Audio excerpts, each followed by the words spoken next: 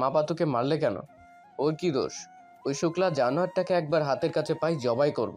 লাবণী আক্তার পাতার দিকে তেড়ে এসে বলে, লুবু আগে জানাতে পারিনি এসব কাণ্ড। জানলে এসব হতো।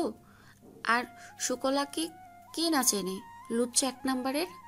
আমাদের জানালে ওর হাত পা ভেঙে হাতে ধরিয়ে দিতাম। কত বড় সাহস আমার মেয়ের সাথে অসভ্যতামি! এই তুই আগে আমায় জানাতি। আমি কি অতটা খারাপ মা যে মেয়ের দুঃখের সময়ও পাশে থাকবো না? শেষের কথাগুলো পাতাকে জড়িয়ে ক্রন্দনরত গলায় বলে। পাতা মায়ের বুকে মাথা রেখে যেন শত বিপদের মাঝেও এক বুক শান্তি খুঁজে পায়। লতা লুবের ঠোঁটে শুকনো হাসি ফুটে ওঠে। রাতুল দরজায় তাকাতেই মুখ বিবর্ণ হয়ে যায়। আব্বা। সকলে দরজায় তাকায়। আতিকুর রহমান দরজায় দাঁড়িয়ে আছে গম্ভীর মুখে। পাতার মুখটা যেন রক্তশূন্য হয়ে যায়। আব্বু কি বলবে? তাকে বকবে নাকি মারবে, না বাড়ি থেকেই বের করে দেবে? তবে তেমন কিছুই হলো না। আতিকুর রহমান ধীর পায়ে ঘরে ঢুকে পাতার সামনে দাঁড়িয়ে তার মাথায় এক হাত রাখে। পাতা ঝরঝর করে কেঁদে দেয়। আতিকুর ইসলাম কোমল সুরে বলে, কেঁদো না, যা হওয়ার হয়ে গেছে। আমরা আছি তো। আমাদের মেয়েকে আমরা ঢের চিনি। সে কেমন, তার চরিত্র কেমন, আমাদের থেকে ভালো কে জানে। আম্মু, কেঁদো না। পুরো রুম জুড়ে হইচই বিদ্যমান, যেন কোনো বাচ্চাদের স্কুল। রুমের অবস্থাও যা তা। ওখানে বালিশ তো ওখানে চাদর পড়ে, চিপসের প্যাকেট, চকলেটের খোসা ইত্যাদি ইত্যাদিতে রুমের অবস্থা খুবই করুণ। ভোর আর আনিকা ফোনে চিকু আর বান্টি দেখছে। বলা চলে দেখছে কম, ঝগড়া করছে বেশি। চিকু বান্টির মধ্যে একদণ্ড ভাব হয় না। একজন ইস্ট তো অপরজন ওয়েস্ট। তো ভোর বান্টির পক্ষে আর আনিকা চিকুর পক্ষে। এখন এটা নিয়ে দুজনের মধ্যে কথা কাটাকাটি। অরুণ কয়েকবার ধমকও দিয়েছে, কাজে দেয়নি। তারা দুজন যেমন তেমনই। ভোর বুকে দুহাত ভাঁজ করে আনিকার উদ্দেশ্যে বলে, চিকু তো বোকা, ওর মাথায় কোনো আইডিয়াই আসে না। বান্টি কত ইন্টেলিজেন্ট, সবসময় বুদ্ধি দিয়ে বাদিমাত করে। আনিকাও কম যায় না। ভোরকে ভেঙিয়ে বলে, এসেছে আমার ইন্টেলিজেন্ট। ওই বান্টির তো দাঁত ভাঙা আর একদম বিচ্ছু, ঠিক তোর মতো। আনিবুড়ি চরচরি। বান্টি বাজাস না ঘন্টি। এখন রাত 7টা, 7:30। অরুণ রুমের সিঙ্গেল সোফায় বসে অফিসের কিছু কাজ করছিল। ভোর আনিকার এক্সাম শেষ হওয়ার দরুন বেকার বসে। আনিকা এসে আবদার করে ফোনে কার্টুন দেখবে, তাই বড় চাচ্চু ফোন দাও। অরুণ হাসি মুখে দিয়ে দেয়। ভোর মুখ ফুলিয়ে রাখে। সে চাইলে তো এত সহজে দেয় না, আবার দিলেও কত শত শর্ত জুড়ে দেবে। আর আনিবুড়ি বলা মাত্রই দিল। তারপর দুজনের কার্টুন শো আর ঝগড়া। অরুণ বিরক্ত হয়ে ল্যাপটপে শাটার অফ করে এসে বিছানায় রাখা ফোনটা নিয়ে পকেটে পুরে আনিকাকে কোলে নিয়ে চুমু দিয়ে বলে, মামনি অনেক হয়েছে, এবার ড্রয়িং রুমে চলো। আরবি ভাই ডেকে গেল, খাবার খেতে চলো। আনিকা হেসে অরুণের গালে চুমু দিয়ে মাথা নাড়ে। অরুণ পা বাড়ায়। ভোর বিছানায় বসে গাল ফুলিয়ে, ও তার কথা মনেই নেই। ওই আনিবুড়ি সব মামুনি তার। আর সে তো নাম মাত্র কলিজা। অরুণ দরজার কাছে গিয়ে দাঁড়িয়ে পড়ে, পেছনে ঘুরে ভোরের দিকে যায়। গাল ফুলিয়ে বসে আছে। সে জানে এ জেদি ছেলে, সে কথা না বললে, মান না ভাঙালে এমন ফুলেই থাকবে। তবে সে এবার আর অভিমান ভাঙাবে না। সেও অভিমান করেছে। সে গিয়ে সে আনিকাকে এক হাতে নিয়ে অপর হাত দিয়ে ভোরকে কাঁধে নিয়ে পা বাড়ায়। এই জিদের খুঁটিকে না নিয়ে গেলে সে যাবেই না। ড্রয়িং রুমে এসে দেখে সবাই কারুকাজে খচিত কাঠের ডাইনিং টেবিলে রাজকীয় চেয়ারে বসেছে। মিনু খাবার পরিবেশন করছে, আভারি তাকে সাহায্য করছে। আদুরি অরুণের কোলে। আনিকাও ভোরকে দেখে হেসে ফেলে। আরে রাজকন্যা ও রাজকুমার যে, এসো এসো, তোমাদের অপেক্ষাই আছে। আদুরি হেসে অরুণের কোল থেকে নেমে আদুরির কোল দখল করে। আদুরি ফুপি, খুব আদুরি কিনা? ভোর মুখ ফুলিয়ে এখনো। আদুরি আনিকাকে আদর করে ভোরকে বলে, রাজকুমার আজ বাবার ক্যারেক্টারে আছে, গোমরা মুখো। কি হয়েছে জনাব, বলুন। অরুণ এগিয়ে এসে আদুরির পাশের চেয়ার টেনে তার মাথায় টোকা দিল। আদুরি আউজ বলে হেসে ওঠে। ভোর আসমা বেগমের দিকে তাকে আবদারে সুরে বলে, দাদি, আজ আমায় খাইয়ে দিবে প্লিজ? আসমা বেগম অরুণের দিকে চায়। অরুণ ছেলেকে নামিয়ে দিল। আসমা বেগম ইশারায় সম্মতি দিলে ভোর দেরি করে না তার কোল দখল করতে আর আনিকাকে ভেঙচি কাটতে। রুবি হেসে বলে, ভোরের মন খারাপ কেন আজ? গাল ফুরিয়ে রেখেছে কেন? আরিয়ান ভ্রুযুগল মাঝে ঢেউ খেলিয়ে বলে, ভোর নির্ভয়ে বলো, যে তোমার হাসি গায়েব করেছে আমি তাকেও গায়েব করে দেব। শেষের কথা অরুণের দিকে আর চোখে চেয়ে বলে। গম্ভীর। অরুণের ঠোঁট হালকা হাসির দেখা মিলে। এক্সাম শেষে মায়ের সাথে দেখা করতে গেছিলে? আরবিকে না জানি? আমিও আরবি ভাই তোকে খুঁজতে খুঁজতে হয়রান। যান বেরিয়ে যাওয়ার উপক্রম পরে জানতে পারি, তাই একটা চড় লাগিয়ে দিয়েছিলাম রাগের বসে। উনি মাকে পেয়ে বাবাকে ভুলে গেল, মায়ের সাথে থাকবে, কিন্তু ওনার মমতা মহিমা সাথে নিল না, তাই এই দুয়ারে। সবাই অবাক হয়ে অরুণার ভোরের দিকে চেয়ে ভোরের চোখ ভরে ওঠে আস্তে ধীরে। আরিয়ান বলে, বাংলাদেশ এসেছে। হুম, স্বামী ছেলে নিয়ে। আসমা বেগম গম্ভীর মুখে বলে, সে বাংলাদেশ থাকুক আর পাশের এলাকায়, তাতে আমাদের কি? শুধু ভোরের থেকে দূরে থাকে যেন। আর অরুণ, তোমার হাত আবারও বেশি লম্বা হচ্ছে দেখছি। কথায় কথায় ছেলের গায়ে হাত তুলছো। রাগের বসে হয়ে গেছে, আর হবে না ছোট মা। পরপর সকলে নীরবতার মাঝে অরুণের ফোন বেজে ওঠে। অরুণ পকেট থেকে ফোন বের করে দেখে স্ক্রিনে পাতাবাহার নাম জলজল করছে। সে রিসিভ করতে সময় ব্যয় করে না, কানে ধরতে ওপাশের ব্যক্তির কথা কানে আসতেই ছোট করে বলে, জ্যোৎস্না স্নাত রাত, ঘন ঘটা অন্ধকার নেই। তবে জ্যোৎস্না রাতে যেরকম আলো বিরাজমান থাকে তেমন নয়। মেঘাচ্ছন্ন আকাশ চাঁদের ম্লান আলো পুরোপুরি প্রকাশ করতে দিচ্ছে না।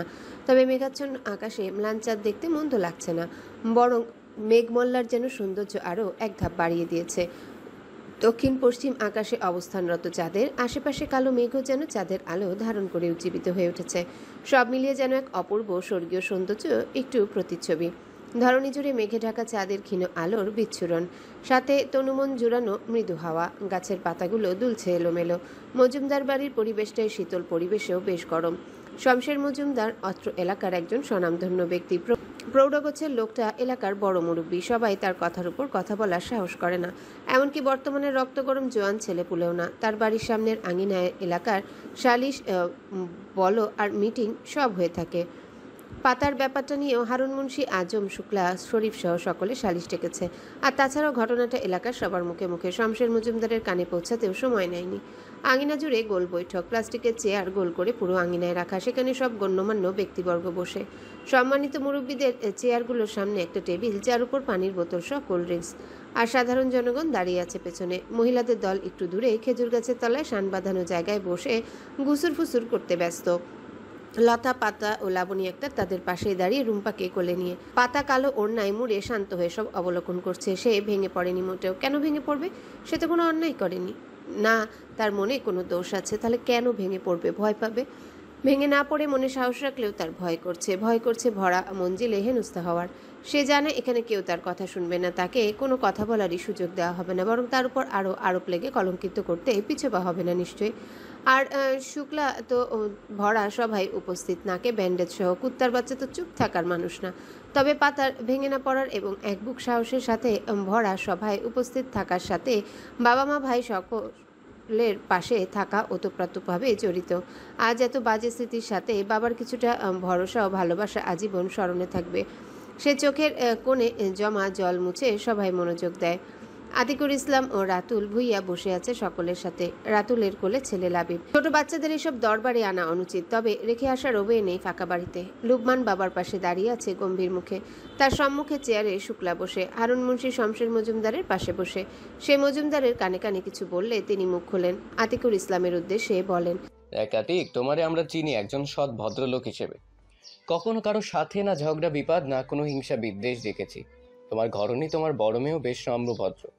তোমার ছোট মেয়ের নামেও শুনিনি, তবে বেশ কিছুদিন হলো তার কিছু কিছু কথা কানে আসছিল। আর আজ এত কিছু ঘটে গেল, তুমি কি বলবে এ বিষয়ে? আতিকুর ইসলাম গম্ভীর শান্ত লোক। সে ঠান্ডা মাথায় বলে, চাচা, আমি সহজ সরল মানুষ, কাজে কথায় সর্বদা সৎ থাকার চেষ্টা করি। আমার ছেলে মেয়েদেরও সেই শিক্ষাই গড়ে তুলেছে। ওরা কোনো অন্যায় কাজ করতেই পারে না। পাতা আমার কাছে ছোট থেকে না থাকলেও বাবা হয়ে তাকে চিনতে ভুল করিনি। সে আমার রক্ত বহন করে। এত বাজে কাজ কখনোই করবে না। করবে তো দূরের কথা চিন্তাও করতে পারে না। আপনাদের কথা ভুল হচ্ছে। পাশে দাঁড়িয়ে থাকা লুবমান জোর গলায় বলে, ভুল না, এটা ষড়যন্ত্র হয় শুক্লা মণ্ডলের। তার চরিত্রের বর্ণনা আশা করি দিতে হবে না। শুক্লা জ্বলন্ত চোখে চায় লুবমানের দিকে। লুবমানের করা চাহনি তার উপরই ন্যস্ত। হারুন মুন্সি চেয়ার ছেড়ে উঠে লুবমানকে ধমকে বলে, তোমার বাপের বয়সী সে, মুখ সামলে কথা বলো চ্যাংরা। আর আমরা বড়রা কথা বলছি তো, তুমি চুপ থাকো। আতিকুর ইসলাম ছেলেকে চুপ থাকতে বলে। রাতুল ছেলেকে বসে লুবমানের পাশে দাঁড়ায়। হারুন মুন্সি চেয়ারে বসে। শরীফ ঠোঁট বাঁকিয়ে আতিককে ব্যঙ্গ করে বলে, কাকা, আপনি কাজ নিয়ে পড়ে থাকেন, মেয়ের খোঁজ খবর কি কিছু রাখেন? মেন শহরে চলাফেরা সে একলা করে না, আমরাও করি। প্রায় তাকে ওই লোকটার লগে দেখা যায়, কখনো হাত ধরে হাসতে হাসতে, অথবা কখনো একে অপরের সাথে লিপ্টে। গাড়িতে উঠতেও কয়েকবার দেখেছি, আড়ালে হোটেলে। আতিকুর ইসলাম তাকে থামিয়ে বলে, শরীফ, ভিত্তিহীন কথা বলবে না। এমনি এক কথা বলবে, আমরা তা মেনে নিব? আছে তোমার কাছে এসবের প্রমাণ? আর কে বলেছে আমি আমার কাজ নিয়ে পড়ে থাকি, মেয়ের খোঁজ খবর রাখি না? আমি যথেষ্ট খবর রাখি। আর এসব কথা কখনো কারোর মুখে না শুনেছি, না নিজের চোখে দেখেছি। আজ হঠাৎ তোমরা বলবে আর বিশ্বাস করে নিব? আগে দেখেছো বলছো? কই, কখনো তো আমায় বলোনি তো। বাহ চাচা। আতিকুর আবার তাকে থামিয়ে দিল। কার কথায় এসব কলকাঠি নড়ছে বুঝতে পারছি। তোমরা যার কথাই নাচছো, একবার তার চরিত্র ঘেঁটে দেখো। সে দুধে ধোয়া তুলসী পাতা না। তার চরিত্র সম্পর্কে তুমি না জানলেও তোমার মা বোন সহ এলাকার সব মা বোনদেরকে জিজ্ঞাসা করতে পারো। আমার মেয়ে শান্তশিষ্ট, কিন্তু আত্মসম্মানে কেউ আঘাত করলে ছেড়ে দিবে না। সে যথেষ্ট স্ট্রং। তাকে নিয়ে খারাপ মন্তব্য করবে, আকার ইঙ্গিতে বাজে প্রস্তাব দিবে, সে চুপচাপ সহ্য করবে? কখনো না। উচিত জবাব দেবে, প্রতিবাদ করবে, আর আমরা তার পাশে আছি। শুক্লা সহ কারোরই বুঝতে অসুবিধা হয় না কার কথা বলছে আতিকুর, কিন্তু তাথা অন্যায় জেনেও দাপট দেখিয়ে যাবে, এটাই তাদের বৈশিষ্ট্য। শুক্লা পয়সাওয়ালা লোক, এখানে আসার আগে পকেট ভারী করেছে, সাথে আরও দেওয়ার প্রতিশ্রুতি দিয়েছে। তো তার পক্ষ ছেড়ে কথা বললে অন্যায় হবে না? শুক্লার একমাত্র ছেলে উপস্থিত সবাই, সে আঙ্গুল তুলে বলে, বাহ চাচা, ভালো। নিজের মাইয়ার দুষ্প্রাপ্যে অন্যের চরিত্র নিয়ে প্রশ্ন তুলছেন। আমার তো সন্দেহ হচ্ছে আপনি না লোভে পড়ে মেয়েকে বড়লোক ছেলের পিছনে লেলিয়ে দিয়েছেন। মেয়ে নিয়ে ব্যবসা খুলে বসেছেন নাকি? শান্ত লুকমান উপস্থিত মুরব্বীদের তোয়াক্কা না করে তেড়ে গিয়ে কলার ধরে একটা ঘুষি মারে। শালা নিজেদের মতো ভাবি সবাইকে। রাতুল আতিকুর এগিয়ে এসেছে, ছেলেকে ধরে। শুক্লার ছেলে শামীম মার খেয়ে চুপ থাকেনি, সেও দ্বিগুণ তেড়ে এসে লুকমানকে 2-3টা ঘুষি দেয়। আতিকুর রাতুল থামাতে পারে না। বিশাল দেহি ত্রিশোদ্ধ শামীমের কাছে 26 বছরের হ্যাংলা লাবিব যেন চুনোপুটি। উপস্থিত বাকি মুরব্বীরা এসে থামায়। রাতুল লুকমানকে টেনে নিয়ে যায়। শুক্লা দাঁত কিরমির করে বলে, যাওরা পোলাপান সব আমারে নাগর দিয়া মায়ের খাওয়াইলো, পোলা ডারেও ছাড়লো না। মজুমদার সাহেব, আপনি বিচার করেন। এই নেশারু আমার ছেলের জখম কইরা দিল। কয়েকদিন আগে না জেল খাইতে আসলো, বোনটা হইছে ভেসা, আর ভাইয়ে গাঁজাখোর নেশাখোর। আতিকুর ইসলাম ও জোর গলায় বলে, ভদ্র ভাষায় কথা বলবেন। সবাই আপনার মতো নোংরা স্বভাবের না। আপনার ছেলেকে আগে ঠিক করেন। আমার ছেলে কোনো নেশাখোর গাঁজাখোর না। উঠতি বয়সে এলাকায় বাজে ছেলেপেলেদের প্ররোচনায় পরে 2-1টা ছুঁয়ে দেখেছিল। আমি রিহ্যাবে পাঠিয়েছিলাম। সে তার ভুল বুঝতে সময় নেয়নি। আর বাজে ছেলেগুলো কারা আমি আপনি ভালো করেই জানি। আর মেয়েকে নিয়ে কোনো বাজে কথা সহ্য করব না আমি। আমি ভালোর ক্ষেত্রে ভালো, খারাপের ক্ষেত্রে খুবই কঠোর। বিচ্ছাগিরি কারা করে বেড়ায় আপনার থেকে ভালো কে জানবে? শুক্লা তেড়ে আসে। বাহ, সবাই দেখি সাধু, তুমি লোক ভালো মানুষের মুখোশ বইরা থাকো। এই পাতা মেয়েটা তোমার তো, নাকি ভাইরারের বউয়ের ঘরে ঢুকছিল তার জন্যই? আতিকুর ইসলাম আশ্চর্যের শেষ সীমানায়, এ কি লোক! এর ধর্মকর্ম দেখে শয়তানও দৌড়ে পালাবে। অপরদিকে হারুন মুন্সি সহ শমশের মজুমদারের ঠোঁটের কোনায় শয়তানি হাসির ঝিলিক। লুকমানকে রাতুল চাপড়ে ধরে। লুকমান তেড়ে যেতে নেয় শুক্লার দিকে, রাতুল আটকায়। এই ছেলে মারতে পারবে না একটা, শুধু খেয়েই আসবে। আর তাছাড়া মারামারি করা বুদ্ধিমানের কাজ হবে না। আতিকুর ইসলাম কিছু বলবেন এর আগে রাতুল মুখ খোলে। এসব কেমন চিপ মেন্টালিটির কথা? এসব বলে আপনারা নিজেদের জঘন্য মন মানসিকতার পরিচয় দিচ্ছেন। আপনি বয়স্ক মানুষ, এক পাক কবরে অলরেডি চলে গেছে। এবার তো পরপারের চিন্তা করবেন, নাকি আল্লাহকে ভয় পান না? আপনার কথাবার্তা শুনেও মনে হয় না। আমি জামাইয়ের এলাকার, আমার শ্বশুরকে 1 যুগ হলো চিনি। তার মতো সচরিত্রবান লোক কমই দেখেছি। আপনারা তো আমার আগে থেকেই দেখে এসেছেন, এখন তার নামে কুচ্চা রটাচ্ছেন। আর আমার শালিকা পাতার কথা হাসছে। আপনাদের সামনে উপস্থিত এই শুক্লা মণ্ডল লোকের চরিত্র সম্পর্কে আপনার সবই জানেন বলে আমি মনে করি। এখন আপনারা এটা কেন স্বীকার করবেন না সেটা জানি না। হয়তো টাকাওয়ালা লোক তাই। তবে টাকাটাই কিন্তু সব না। মজুমদার সাহেব আশা করি ন্যায় বিচার করবেন। এই লোকটা পাতার পিছনে পড়েছিল বেশ সময় ধরে। রাস্তাঘাটে বাজে প্রস্তাবও দিত, পাতা থাপ্পড় লাগায় জনসমক্ষে। এতেই ওনার মেল ইগোতে আঘাত হানে, রাস্তাঘাটে হুমকি দিতে থাকে। মেয়ে মানুষ, সে সম্মানের ভয় থাকবে না? আর তাছাড়া এইসব বিষয়ে মেয়েরা কাউকে জানে না ভয়ে। পাতার ক্ষেত্রেও তাই হয়েছে, কাউকে জানেনি, একাই প্রতিবাদ করে গেছে। ওনার সাজানো নাটক বলা চলে আজ দুপুরের ঘটনা। রাতুলকে থামিয়ে দেয় হারুন মুন্সি, রেগে গলা চড়িয়ে বলে, তুমি জামাই মানুষ, বেশি কথা বলিও না।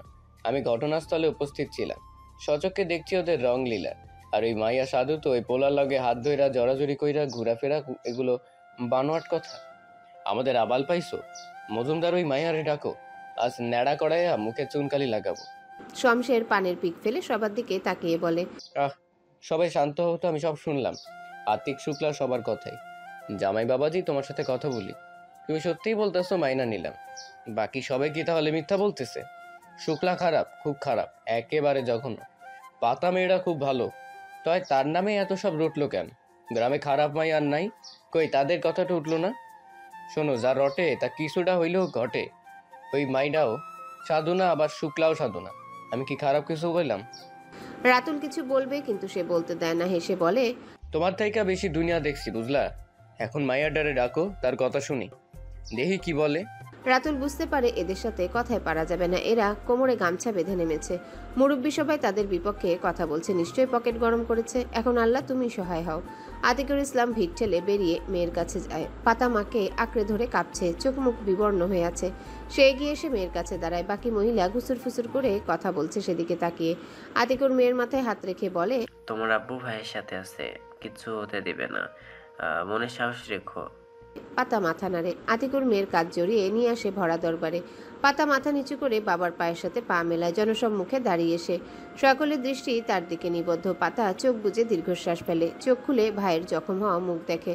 বাবার হাত জোড়া শক্ত করে চেপে ধরে নিজেকেও শক্ত করে। না পাতা, তোকে দুর্বল হলে চলবে না, সাহস রাখতে হবে। পাতা বিড়বিড় করে পরম করুণাময় আল্লাহ তাআলার কাছে প্রার্থনা করে, ইয়া রহমান, ইয়া রাহিম, তুমি তোমার এই পাপী বান্দার সহায় হও, সাহায্য করো, সকল বালা মুসিবত থেকে মুক্ত করো। হারুন মুন্সি পাতাকে কিছু বলবে, শমশের থামিয়ে গলায় ঝুলানো একটা কাটার মতন তামার চিকন সুয়ের মতো দণ্ড দিয়ে দাঁত খিচে বলে, পাতা, তুমি পাতা, দেখতে শুনতে ভালোই তো। তোমার নামে তো বেশ অভিযোগ জমা হয়েছে। এখন তুমি কি বলতে চাও? দেখো, সত্যিটা বলবে, এতে শাস্তির ভার কমে আসবে। আর বলতে পারে না। তীব্র ধ্বনিতে বেজে ওঠা হর্নের শব্দে থেমে যায়। হর্নের আওয়াজ থামে না, বেজেই চলেছে। সবার নজর রাস্তায় দাঁড়ানো BMW গাড়ির দিকে। গাড়ির হেডলাইট জ্বালানো। সবাই তীক্ষ্ণ দৃষ্টিতে সেদিকে চায়। পাতাও ঘাড় ঘুরিয়ে যায়, চোখ ছোট ছোট করে। দেখতে পায় গাড়ি থেকে নামে দুজন লোক। দূর থেকে মানুষের ভিড়ে চিনতে পারে না। লোক দুটো বাড়ির আঙিনায় আসে। লাল নিয়ন বাতির আলোয় দৃশ্যমান হয় তাদের মুখশ্রী। সবাই সরে গিয়ে সবার ভিতরে প্রবেশ করতে সাহায্য করে। পাতা পাশের জনকে চিনতে পারে না, তবে অরুণ সরকারকে চিনতে ভুল হয় না। শার্ট প্যান্ট পরনে, সাধারণ বেশে, চোখে চশমা পরা, গম্ভীর মুখটা যেন আরেকটু গম্ভীর হয়ে আছে। তাদের একটু দূরে দাঁড়িয়ে পকেটে হাত গুজে সম্মুখ পানে চেয়ে বলে, মাইসেলফ অরুণ সরকার। সবাই তীক্ষ্ণ দৃষ্টিতে সেদিকে চায়। পাতাও ঘাড় ঘুরিয়ে চায়, চোখ ছোট করে। দেখতে পায় গাড়ি থেকে নামে দুজন লোক। দূর থেকে মানুষের ভিড়ে চিনতে পারে না। লোক দুটো বাড়ির আঙিনায় আসে। লাল নিয়ন বাতির আলোয় দৃশ্যমান হয় তাদের মুখশ্রী। সবাই সরে গিয়ে সবার ভিতরে প্রবেশ করতে সাহায্য করে। পাতা পাশের জনকে চিনতে পারে না, তবে অরুণ সরকারকে চিনতে ভুল হয় না। শার্ট প্যান্ট পরনে, সাধারণ বেশে, চোখে চশমা পরা, গম্ভীর মুখটা যেন আরেকটু গম্ভীর হয়ে আছে। তাদের একটু দূরেই পকেটে হাত গুজে সম্মুখ পানে চেয়ে বলে। পাতা এমন পরিস্থিতিতেও মনে মনে ভেঙচি কাটে। না কুচু লোক, মাই তেলফ অলুন তলকাল। অরুণ বলেই পাশে বসা শুক্লার দিকে যায়। শুক্লার হাত নাকের ব্যান্ডেজে ওঠে। খানিকটা ভীত হয়ে ছেলের দিকে তাকিয়ে বোঝায় এই সে। শামীম অরুণের দিকে চায় শানিত দৃষ্টিতে, হালকা পাতলা চেনে একে। কিন্তু ওসবে সে ভয় পায় নাকি? অরুণ শামীমের নজরে তোয়াক্কা করে না, ঘাড় ঘুরিয়ে সামনে চায়। সামনে বসা হারুন মুন্সির দিকে খানিক চেয়ে মজুমদারের দিকে চায় তীক্ষ্ণ দৃষ্টিতে। মজুমদার ভারী ক্ষুব্ধ হয়। মুরব্বীরা সব বসে, সালাম কালাম নেই, অভদ্র। সে ঝুঁকে পাশে থুতু ফেলে বলে, ও তুমি সেই পোলা? যদিও পোলা লাগতেছে না, বেশ হাট্টা খাট্টা তাগড়া জোয়ান।